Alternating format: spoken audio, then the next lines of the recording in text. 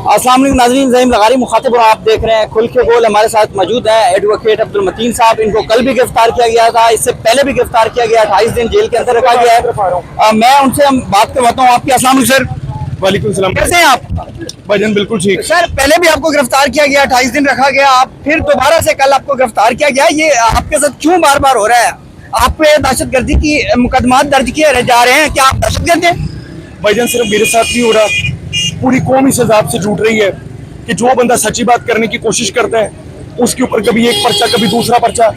मेरा गला बड़ा खराब है, नारे मार मार के, फिर कुछ आंसू गैस, शेलिंग, सब कुछ कल हमने बर्दाश्त किया है।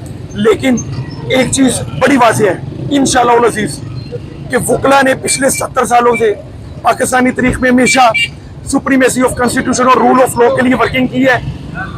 आज की हमारी जनरेशन अपने सीनियर्स और अपनी लीडरशिप की निगरानी में इंशाल्लाह ये काम जारी रखेंगे। सर बताइएगा कि जो आप पे तशद्दुद, आपके कहना है कि आप पे तशद्दुद किया गया, क्या कहेंगे इस पे? भाईजान तशद्दुद के ऊपर क्या कह सकता हूँ, तशद्दुद हुआ है आप पे? अल्लाह हिदायत दे, पूरी कौम जानती है। कल यहाँ पर मैं प्रेस कॉन्फ्रेंस दे रहा हूँ, डंडे मार मार के लेकर गए हैं मेरे साथ मियां मनीब साहब, इनको गाड़ी में बैठा के तशद्दुद करते रहे हैं।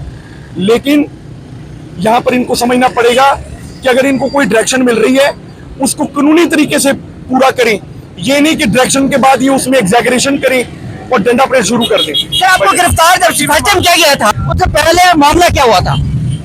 कोई मामला नहीं, वीडियो बनाई, आईजी पंजाब साहब हवालात को ठीक कर दें, वो शायद बुरा मान गए, बस ये मामला था।